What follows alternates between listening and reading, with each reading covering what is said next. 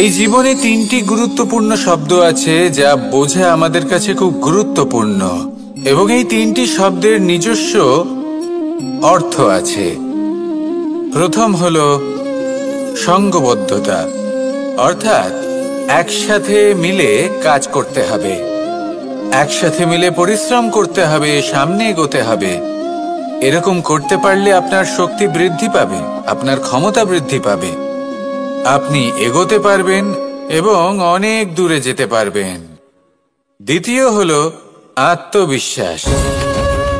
হেরে যাওয়া বস্তুও আবার জিতে নিতে পারবেন। যদি আপনার নিজের আত্মবিশ্বাস থাকে তাহলে আপনি কখনো পরাজিত হবেন না। এবং তৃতীয় হলো অহংকার। জয়লাভ করার পরেও কিন্তু এটা আপনাকে পরাজিত করতে পারে। সেই জন্য জীবনে সঙ্গবদ্ধ হন, আত্মবিশ্বাস রাখুন, কিন্তু কখনোই অহংকার করবেন না।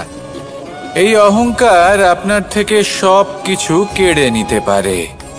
এই অহংকারের জন্যই মথুরাপতি কংস নিজের পতনের দিকে অগ্রসর হয়েছিলেন। এই অহংকারকে ত্যাগ করুন আর আমার সাথে ভালোবেসে বলুন, রাধা রাধা। এই সংসারে সব থেকে বেশি কঠিন কাজ কোনটা? কেউ বলবেন যুদ্ধ করা, কেউ বলবেন ধন অর্জন করা, আবার কেউ বলবেন জ্ঞান অর্জন করা সব থেকে বেশি কঠিন। এবার প্রত্যেক ব্যক্তির নিজস্ব অভিজ্ঞতা আছে, আর সেই অনুসারে তার নিজস্ব একটা উত্তর আছে। সাধারণভাবে দেখতে গেলে এই সংসারে সব থেকে কঠিন হলো তপস্যা করা, অর্থাৎ সব কিছু ত্যাগ করে তপস্যায় নিজেকে বিলীন করে দেওয়া। এবার এর থেকে বেশি কঠিন এই সংসারে আর কি বা হতে পারে? এই সংসারে, এই সমাজে, নিজের পরিবারের মধ্যে থেকেও ধৈর্য ধরে সামনে অগ্রসর হওয়া, এটা হলো সব থেকে কঠিন কাজ। কারণ যখন আপনি তপস্যা করেন তখন সেখানে আপনার ধৈর্য ভাঙার মতো কেউ থাকেন না, না কোনো বন্ধু, না কোনো আত্মীয়, না কোনো শত্রু, কেউ না। কিন্তু যখন আপনি এই সমাজে, এই পরিবারে থাকেন, কোনো না কোনো ব্যক্তি এসে আপনার ধৈর্যের বাঁধ ভেঙে দেওয়ার ক্ষমতা রাখেন। তারা আপনার ধৈর্যের বাঁধ ভেঙে দেয়, আর কখনো কখনো তারা অনিচ্ছাকৃতভাবেই সেটা করে থাকেন। কারণ তাদের মানসিকতা আপনার থেকে আলাদা, তাদের কর্ম আপনার থেকে আলাদা, তাদের দৃষ্টিভঙ্গি আপনার থেকে আলাদা, জীবন যাপন আপনার থেকে আলাদা। সেক্ষেত্রে আপনি ধৈর্যচ্যুত হন, প্রসন্নতা আপনার থেকে ছিনিয়ে নেওয়া হয়। সেই জন্য এই সংসারে, এই পরিবারের থেকেও ধৈর্য ধরে সামনে অগ্রসর হওয়া কোনো পর্বতের শিখরে গিয়ে তপস্যা করার থেকেও অনেক বেশি কঠিন। আর যে ব্যক্তি এই সমাজেই, এই পরিবারে, সেই সকল মানুষের মধ্যে থেকে গিয়েও ধৈর্য ধরে অগ্রসর হতে থাকেন, যারা এই কাজটা শিখে নিতে পারেন, তারাই কিন্তু জীবনে আনন্দ লাভ করতে পারেন। এই ধৈর্যই শেষে আপনার জীবনে প্রসন্নতা বহন করে আনবে। তাই ধৈর্য ধরে জীবনের পথে অগ্রসর হন আর আমার সাথে ভালোবেসে বলুন, রাধা রাধা। আমরা যখনই কোনো গাছের চারা রোপণ করি তখন সবার আগে পরীক্ষা করে দেখি যে যেখানে আমরা চারা রোপণ করতে চলেছি সেখানকার মাটি আদৌ উর্বর কি না, সেই মাটি সেই চারাকে বাড়তে সাহায্য করবে কিনা। যখন একটা চারা রোপণের আগে আমরা এত কিছু ভাবতে পারি, তাহলে কাউকে বিশ্বাস করার আগে আমরা কেন ভাবি না? জীবনে কখনো এই বিশ্বাসরূপী চারা কোথাও রোপণ করার আগে বোঝার চেষ্টা করুন যে যার ওপর আপনি বিশ্বাস করতে চলেছেন সে কি আদৌ আপনার বিশ্বাসের যোগ্য কি না।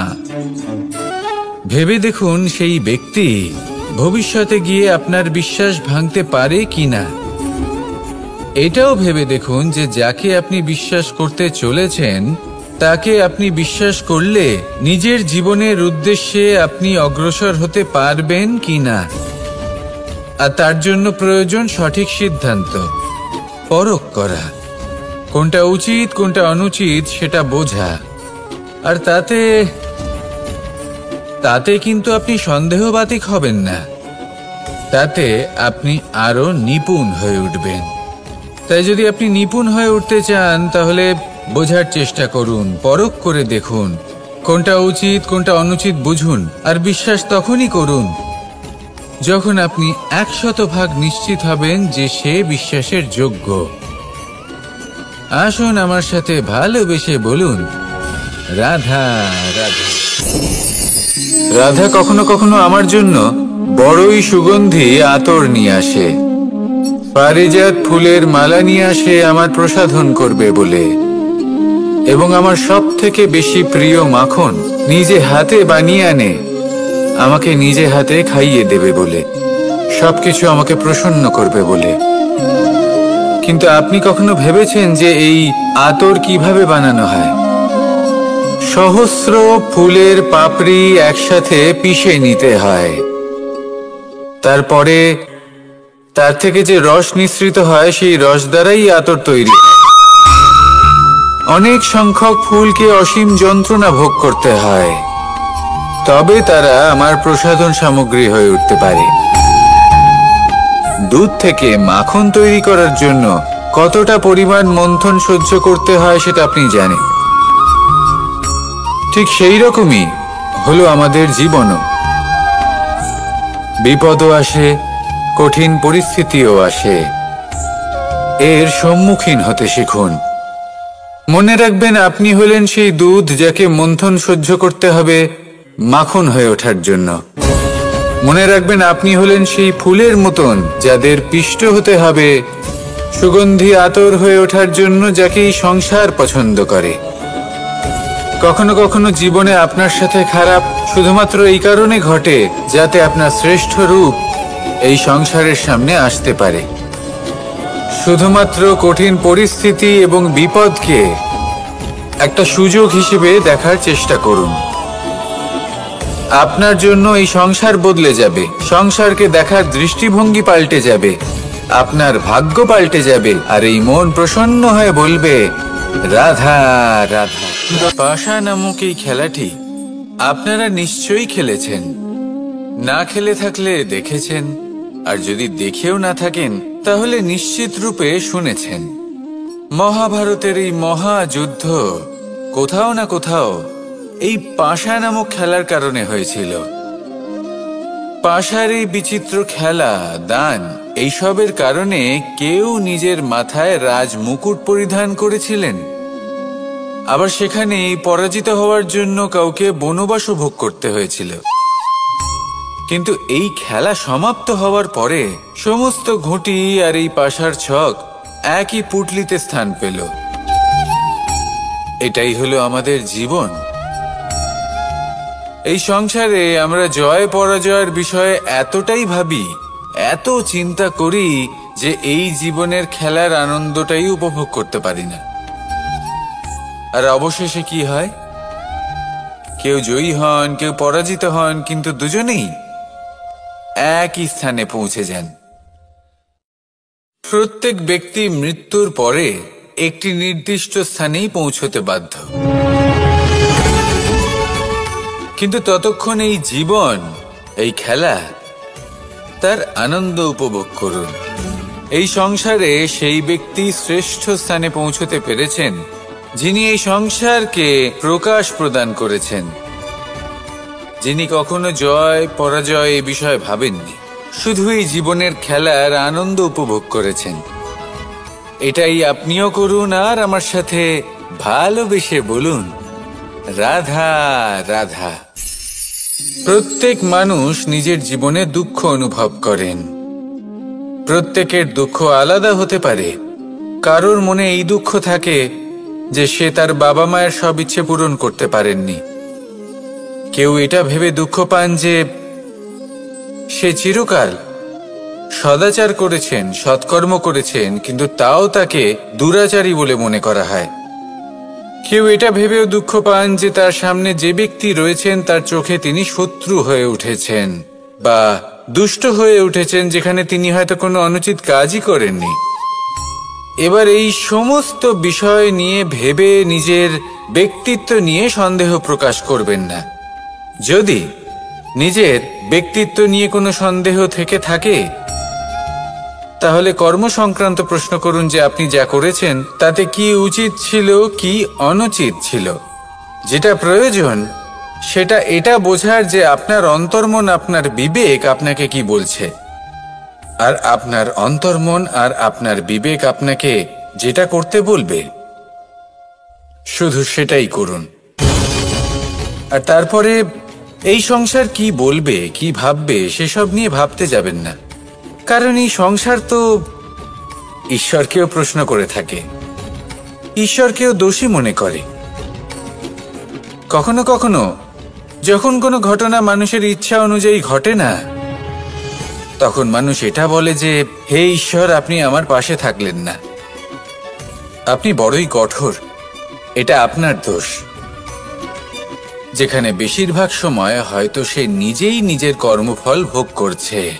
আর কখনো কখনো ঈশ্বর হয়তো তার জন্য আরো ভালো কোনো পরিকল্পনা করে রেখেছেন, কিন্তু মানুষ এটা বুঝতে পারে না। তাই দিনের শেষে যেটা প্রয়োজন সেটা হলো নিজের মনের কথা বুঝতে হবে। আপনার বিবেক কি বলছে শুধু সেটাই করুন, আর সামনে এগোতে থাকুন। আমার সাথে ভালোবেসে বলুন, রাধা রাধা। পরিবর্তন, এটা হলো সৃষ্টির অমূল্য নিয়ম। এই সংসারে সবকিছু সময়ান্তরে পরিবর্তিত হয়, এই সময়ও পরিবর্তিত হয়। পরিবর্তন চিরকাল হয়ে এসেছে আর চিরকাল হতে থাকবে। কিন্তু এবার আমরা সেই পরিবর্তন কিভাবে লাভ করব, যেটা আমাদের প্রয়োজন, যেটা আমরা চাই। আমরা জীবনে বিকাশ চাই। এই বিকাশ কিভাবে লাভ করতে পারি? এই প্রকৃতি কিন্তু আমাদের অত্যন্ত উত্তম উদাহরণ দিয়ে বুঝিয়েছে। একটি বিন্দুর উদাহরণ দিয়েছে যা ভবিষ্যতে একটা বিশাল নদীর আকার ধারণ করে। এটা কিভাবে হয়? মেঘ থেকে একটি বিন্দু ঝরে পড়ে সেই পর্বতের ওপর যেখানে হিম আছে।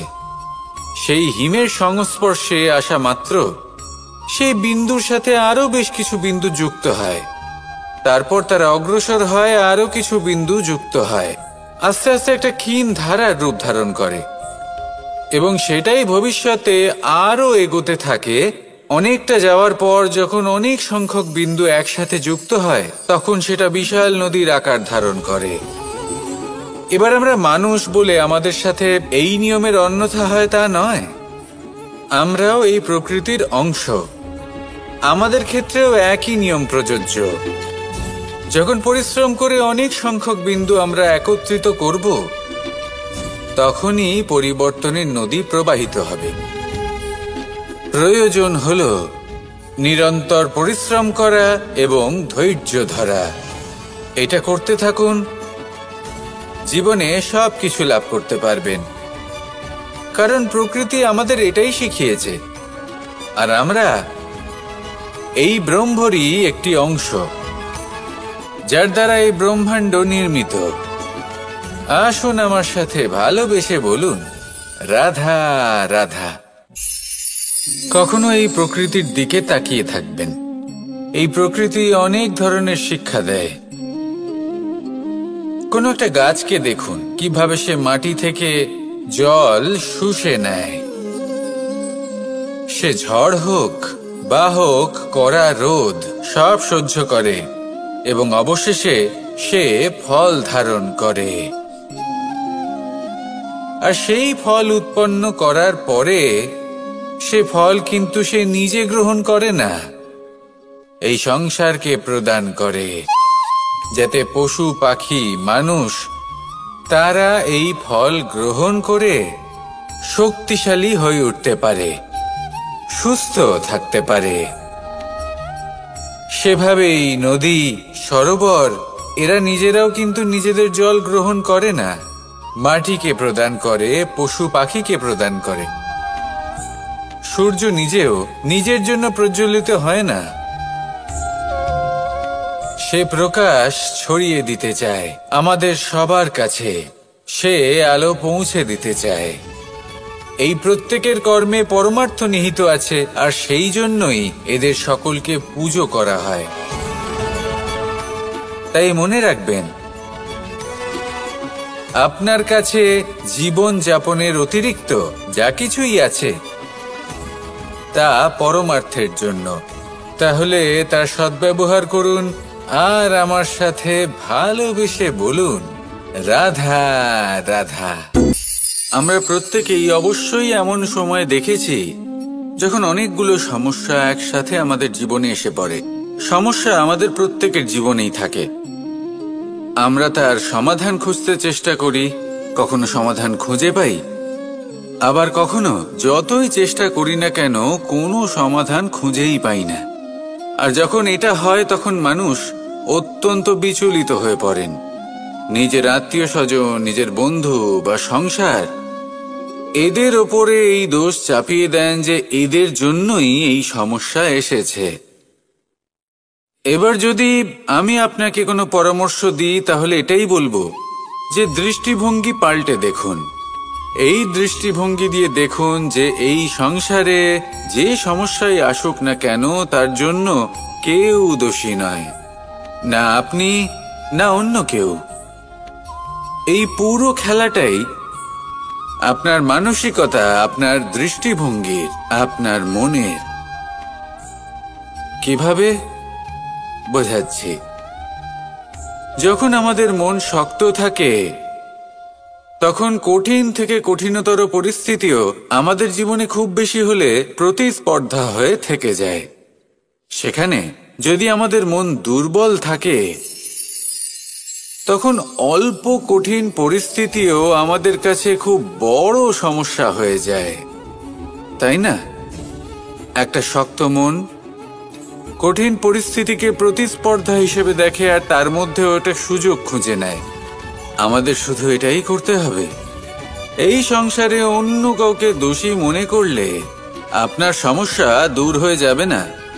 সেই জন্য এই সংসারকে দোষ দেওয়ার বদলে এই সমস্যার মূলে চলে যান, সেটাকে বুঝুন, নিজের এই মনকে শক্ত করে তুলুন। যদি আপনার মন শক্তিশালী হয় তাহলে এই সংসারে অনেক বড় বড় কঠিন থেকে কঠিনতর পরিস্থিতিও যদি আসে, আপনার জীবনে যতই বড় বড় সমস্যা আসুক না কেন আপনার লক্ষ্য লাভে বাধা দিতে পারবে না। আসুন আমার সাথে ভালোবেসে বলুন, রাধা রাধা। আমরা সবাই পাথর দেখেছি, পর্বতও দেখেছি, শুকনো পাতাও দেখেছি, শ্যামল বনানীও দেখেছি। কখনো ভেবেছেন পাথরের অস্তিত্ব কিন্তু ততক্ষণ পর্যন্ত যতক্ষণ সে পর্বতের গায়ে আটকে থাকে। যখন সেই পর্বত থেকে সেই পাথর ভিন্ন হয়ে যায় ও নিজের অস্তিত্ব হারিয়ে ফেলে। আস্তে আস্তে কখনো পাথর কেটে বা কখনো পিষ্ট হয়ে সেই পাথর আস্তে আস্তে মাটিতে পরিণত হয় এবং পূর্ণরূপে নিজের অস্তিত্ব হারিয়ে ফেলে। এটাই পাতার সাথেও হয়। এই পাতা যতক্ষণ গাছের ডালের সাথে যুক্ত ততক্ষণ তার অস্তিত্ব থাকে। যখনই ডাল থেকে বিচ্ছিন্ন হয় সেও নিজের অস্তিত্ব হারিয়ে ফেলে। আর এটাই আমাদের সাথেও হয়। যতক্ষণ আমরা নিজেদের আপনজনের সাথে যুক্ত থাকি আমাদের অস্তিত্ব বজায় থাকে। যখন আপনজনদের সাথে সম্পর্ক ছিন্ন করি তখন আমরাও আমাদের অস্তিত্ব হারিয়ে ফেলি। এবার এই সংসারের প্রত্যেক ব্যক্তি স্বতন্ত্র থাকতে চান, আর অনেক ব্যক্তি স্বতন্ত্র থাকবেন বলে আপনজনদের দূরে করে দেন আর তাদের সাথে এই সম্পর্ক ছিন্ন করেন। এটা কি সত্যি প্রয়োজন? আপনজনদের সাথে সম্পর্ক ছিন্ন করে নিজের অস্তিত্ব হারিয়ে ফেলা প্রয়োজনীয়, নাকি আপনজনদের সাথে সম্পর্ক বজায় রেখে নিজেদের স্বতন্ত্র করে রাখা সেটা আবশ্যক। নির্বাচন আপনারই। আসুন আমার সাথে ভালোবেসে বলুন, রাধা রাধা। আপনি কি কখনো নৌকা যাত্রা করেছেন? করে না থাকলেও নিশ্চয়ই দেখেছেন যে এই জল, যা নিজের অন্তরে সব কিছু সমাহিত করে নিতে পারে, এই নৌকা সেই জলের ওপরেই ভেসে থাকে। নদীর স্রোত কাটিয়ে সে সামনে অগ্রসর হয়। কিন্তু যদি এই নৌকায় কোনো ছিদ্র হয়, তাহলে কিন্তু সেই নৌকা ডুবে যাবে। আর এতে কোনো তফাৎ হবে না যে সেই ছিদ্র ছোট নাকি বড়, নৌকা ডুবে যাবে। এই ছিদ্র হলো আমাদের জীবনে আমাদের অপগুণ, আমাদের দোষ, আমাদের বিকার। কখনো এটা ভাববেন না যে এই দোষ খুবই ছোট, এতে কিছুই যাবে আসবে না। না, সেই ছোট দোষ, সেই ছোট বিকার, যদি সেটাকে শুধরে না নেন, তাহলে সেটা আপনাকে আপনার পতনের দিকে নিয়ে যাবে। শেষ পর্যন্ত এটা আপনার ওপর নির্ভরশীল যে আপনি কি চান। আপনার জীবনের এই নৌকা এভাবেই ডুবে যেতে দেখবেন, নাকি নিজেকে শুধরে নিয়ে সেই নৌকার সেই ছিদ্রটাকে ভরিয়ে তুলতে চাইবেন? নির্বাচন আপনার। আসুন আমার সাথে ভালোবেসে বলুন, রাধা রাধা। জল, জলই পৃথিবীতে বেঁচে থাকার জন্য আবশ্যক তো বটেই, কিন্তু এই জল আমাদের একটা অত্যন্ত গুরুত্বপূর্ণ শিক্ষা প্রদান করে। কখনো এই জলকে দেখেছেন? যে পরিস্থিতিতেই এই জল প্রবাহিত হোক না কেন, এর উপর যা কিছুই প্রভাব থাকুক না কেন, এর পথে যতই বাধা আসুক না কেন, তার মধ্যে থেকে ও নিজের পথ ঠিক বের করে নেয়, কিন্তু নিজের প্রবাহ থামতে দেয় না, ক্রমাগত অগ্রসর হতে থাকে। সেরকমই একটা শিক্ষা যেটা আমরা জল থেকে পেয়ে থাকি, তা হলো এটা: আমরা যখন জলের দিকে তাকাই, তখন আমরা নিজের প্রতিবিম্ব দেখি, স্পষ্টভাবে দেখতে পাই। কিন্তু তখনই দেখতে পাই যখন এই জল শান্ত থাকে, স্থির থাকে। যদি এই জল অশান্ত হয়ে থাকে, স্থির না হয়, তাহলে আমরা এতে নিজের প্রতিবিম্ব দেখতে পাই না। এটাই আমাদের মনের সাথেও হয়ে থাকে। যখনই জীবনে কোনো সংকট আসে, যদি আমরা শান্ত মনে, স্থির মনে সিদ্ধান্ত নিই, তাহলে সেটা এমন একটা শীতল সিদ্ধান্ত হবে যেটা আমাদের ভবিষ্যৎকে একটা শ্রেষ্ঠ স্থানে নিয়ে যাবে। যদি এই মন অশান্ত হয়, বিচলিত হয়, পীড়িত হয়, দুঃখিত হয়ে থাকে, রুষ্ট হয়ে থাকে, তাহলে অনেক সময় আমরা এমন সিদ্ধান্ত নিই যেটা আমাদের জন্য অনুচিত প্রমাণিত হয়। যখন আপনি ক্রুদ্ধ ছিলেন বা দুঃখের বশে ছিলেন, তখন অনেক সময় হয়তো এমন সিদ্ধান্ত নিয়েছেন যেটার জন্য ভবিষ্যতে আপনি অনুশোচনা করেছেন। এবার দেখুন, এই আবেগগুলো থেকে আমরা পালাতে পারবো না, কিন্তু এই আবেগগুলো আপনার উপর কতটা প্রভাব ফেলবে সেটা আমরা অবশ্যই ঠিক করতে পারি। এই মনকে আমরা নিয়ন্ত্রণ করতে পারি। এটাই করুন, চিন্তা করুন, এই মনকে শান্ত রাখুন, স্থির হতে চেষ্টা করুন, আর তারপরে সিদ্ধান্ত নিন। আসুন আমার সাথে ভালোবেসে বলুন, রাধা রাধা। এই সংসারে ভৌতিক বস্তুরও নিয়তি আছে। যারাই এই সংসারে আসে বা উৎপন্ন হয়, তারা কিছুমাত্র সময় পর্যন্তই এখানে থাকতে পারে, আর তারপরে সেও লুপ্ত হয়ে যায়। অর্থাৎ সে নিজেও এই পঞ্চমহাভূতে সমাহিত হয়ে যায়। আমাদের সাথেও ঠিক এটাই হয়। সেই জন্যই ঈশ্বর দ্বারা প্রদত্ত এই উপহারের বিষয়ে ভাবুন, এই জীবনের বিষয়ে ভাবুন। ঠিক যেমন বিশ্বাস ভঙ্গ হলে কোনো ব্যক্তি আমাদের কাছে অপরিচিত হয়ে যান, ঠিক সেরকমই শেষ নিঃশ্বাস ত্যাগের পর এই শরীরও আমাদের কাছে পরই হয়ে যায়। তাই এই শরীর থাকাকালীন শ্রেষ্ঠভাবে একে সদ্ব্যবহার করুন, এই জীবনে শ্রেষ্ঠ কর্ম করুন। আর এই জীবনকে শ্রেষ্ঠভাবে যাপন করার জন্য কিছু কথা বোঝা প্রয়োজনীয়। যদি আপনি কারোর প্রশংসা করেন তাহলে পূর্ণ হৃদয় দিয়ে করুন। যদি আপনি হস্তক্ষেপ করে থাকেন তাহলে মস্তিষ্ক দ্বারা করুন। যদি আপনি সমীক্ষা করেন তাহলে বিবেক দ্বারা করুন। যদি আপনি ধন অর্জন করতে চান তাহলে নীতি অনুসারে চলুন। যদি জীবন যাপন করতে চান তাহলে রীতি মেনে করুন। আর যদি ঈশ্বরের ভজন করতে চান তাহলে ভক্তিভাব নিয়ে করুন। শুধু এই কথা মনে রাখবেন যে আপনার এই জীবন কিন্তু অনিশ্চিত কাল পর্যন্তই আছে। কতক্ষণ আছে সেটা কেউ জানে না। তাই কিছু মুহূর্ত যেটা যাপন করতে আমরা এখানে এসেছি, সেখানে ক্রোধ, অহংকার, ঈর্ষা,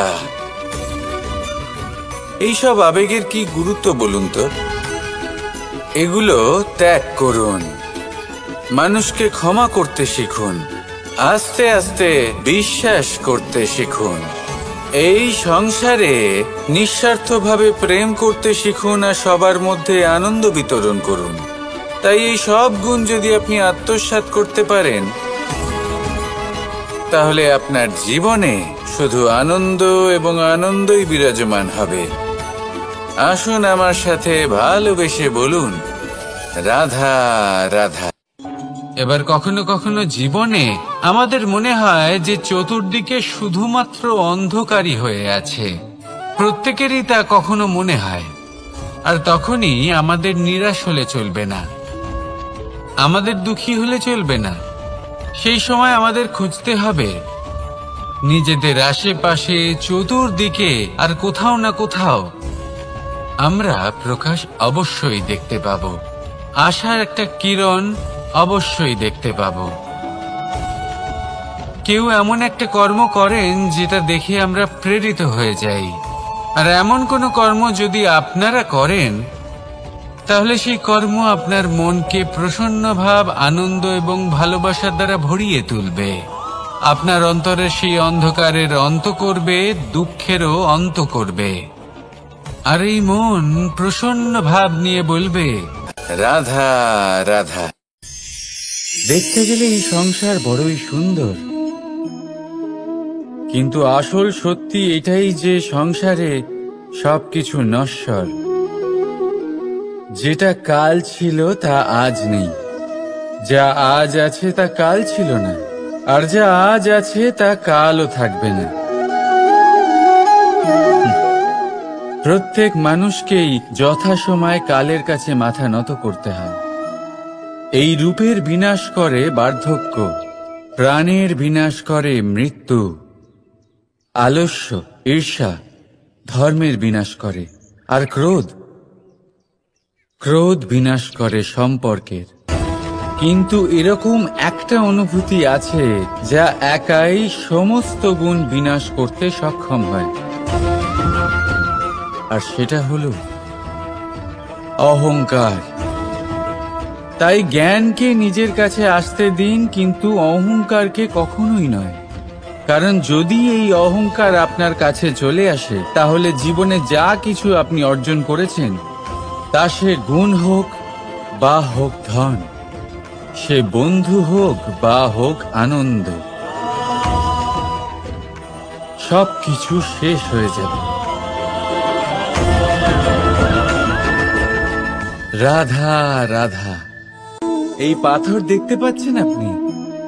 কত গোল, কতটা চকচকে।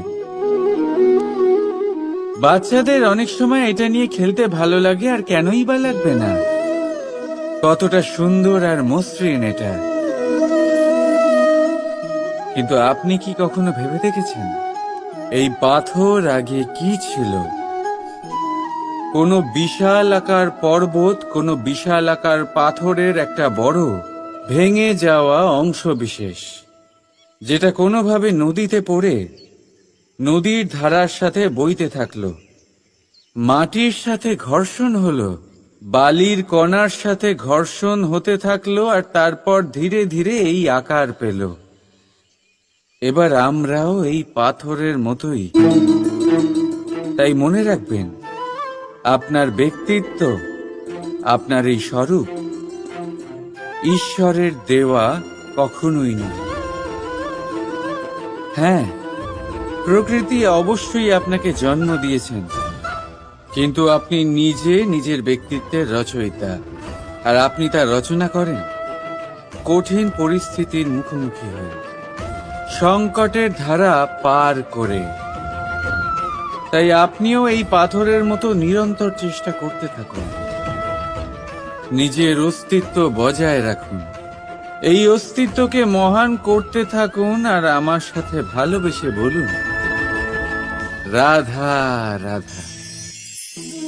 বর্ষাকালে যখন ভয়ানক বৃষ্টি হয়, তীব্র গতিতে যখন হাওয়া চলে, তখন আপনি নিশ্চয়ই দেখেছেন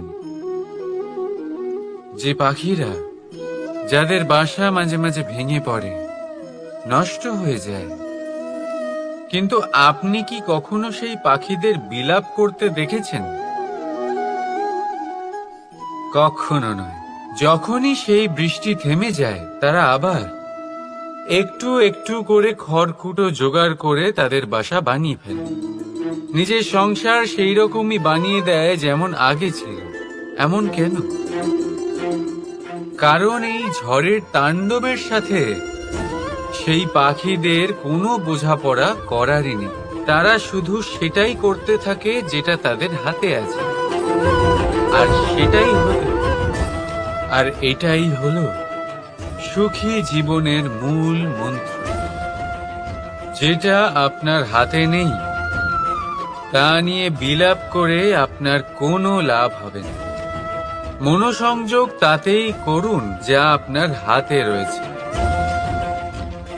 যা বদলে গেছে তাকে আপনি আবার বদলাতে পারবেন না, কিন্তু যা আপনি বদলাতে পারবেন তাতে মনোসংযোগ করুন। এই জীবনে একটু ধনাত্মক হয়ে উঠুন, দেখবেন সব শুভ হবে। রাধা রাধা।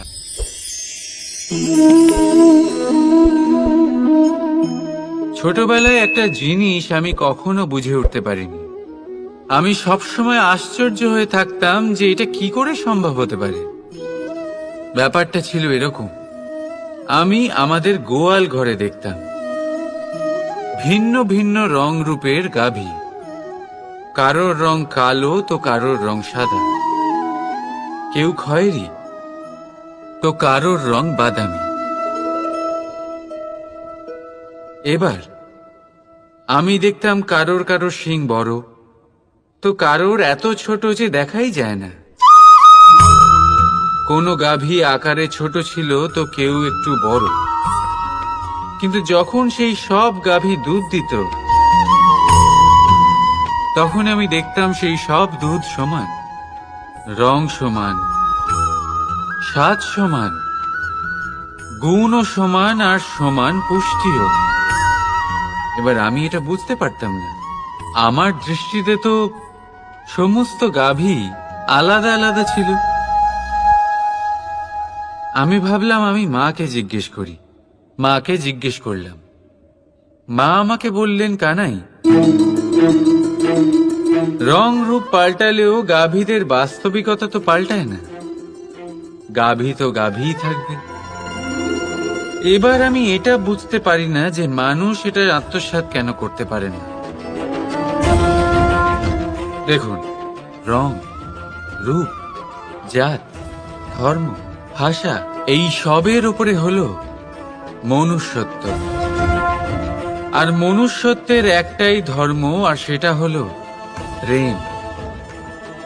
তাই এই প্রেম আপনি সকলের সাথে ভাগ করে নিন, প্রেমের সাথে সকলের সেবা করুন। এই মনুষ্যত্বর অমৃত চেখে দেখুন। আর আপনি বুঝে যাবেন যে আমরা কেউ আলাদা আলাদা নই, আমরা সবাই সমান। রাধা রাধা। সাগর, কত বিশাল হয় এই সাগর! কি না করতে পারে এই সাগর! এক মুহূর্তের মধ্যে সব ধ্বংস করে দিতে পারে, প্রলয় ডেকে আনতে পারে, সংসার মুছে ফেলতে পারে। এই সাগর জীবন জ্যোতি নিভিয়ে দিতে পারে। কিন্তু এই সাগর যা মেটাতে পারে না, তা হলো একজন তৃষ্ণার্তের তৃষ্ণা।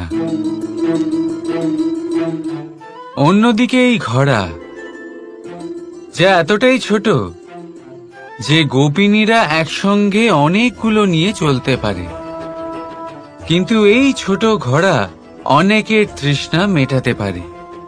এবার বলুন, জল সাগরেও আছে, আবার এই ঘোড়াতেও। তাহলে পার্থক্য কোথায়? এখানে পার্থক্য হলো তাদের আচরণের মধ্যে। একজন মাটির মধ্যে মিষ্টি জল ধরে রাখে, তো আরেকজন নিজের নোনা জলের আঘাতে যে কাউকে মাটিতে মিশিয়ে দিতে পারে। আপনি কি হতে চাইবেন? সাগরের নোনা জল হয়ে কারোর আশা চূর্ণ বিচূর্ণ করে দিতে, নাকি মিষ্টি জলের ঘোড়া হয়ে কারোর তৃষ্ণা মেটাতে? সিদ্ধান্ত আপনার। রাধা রাধা।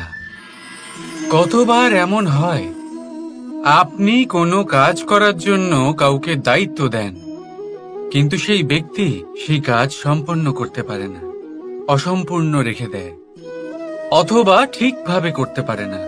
এবার এই পরিস্থিতিতে কি হয়? আপনি ক্রুদ্ধ হয়ে যান, তার উপরে আপনি রেগে যান, তাকে তিরস্কার করেন, আর তারপরে সেই কাজ সম্পন্ন করতে আপনি নিজেকেই নিযুক্ত করেন, আর শেষ পর্যন্ত সেই কাজ সম্পন্ন হয়েই যায়। এবার এই বিষয়ে সমস্যা সেই ব্যক্তির চেষ্টায় নয়, সমস্যা আপনি যে সেই ব্যক্তিকে ভরসা করলেন তার ছিল। আমরা অন্যের প্রতি ভরসা করাকে প্রথম পদক্ষেপ বানিয়ে নিই, আর নিজের উপরে বিশ্বাসকে শেষ সম্বল। কিন্তু তার বদলে এটাই হওয়া উচিত যে নিজের উপরে ভরসাকে আমরা প্রথম পদক্ষেপ বানাই, তাকে নিজের সহায় মানতে হবে। যদি আপনি এমন করেন, তাহলে পরিণাম আরো সুখকর, আরো আনন্দদায়ক হবে। তাই মনে রাখবেন, এই সংসারে আপনার সবথেকে বড় ভরসা আর কেউ নেই। এই সংসারে আপনার সবথেকে বড় রক্ষাকর্তা আর কেউ নেই, বরং আপনি নিজেই। রাধা রাধা। আসুন আপনাকে একটা প্রশ্ন করছি, সোনা আর লোহার মধ্যে তফাৎ কি?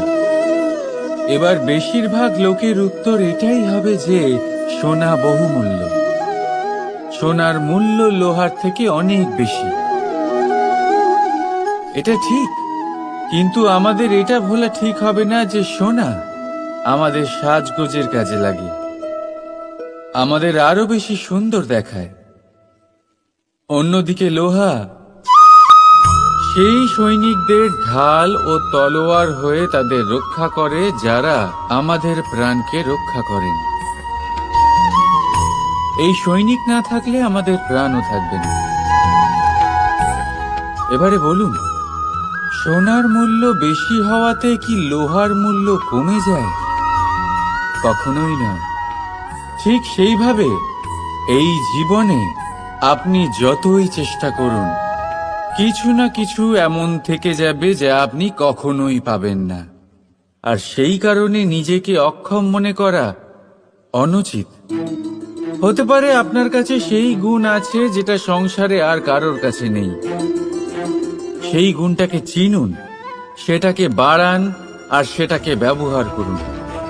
তাই মনে রাখবেন, সংসারে প্রত্যেকটা ব্যক্তি বিশেষ হয় আর এই সংসারে সবাই সবকিছু পায় না। নিজেই দেখে নিন, সোনাকে যে দোকানে সাজিয়ে রাখা হয় সেই দোকানের তালা লোহা দিয়ে তৈরি হয়। রাধা রাধা।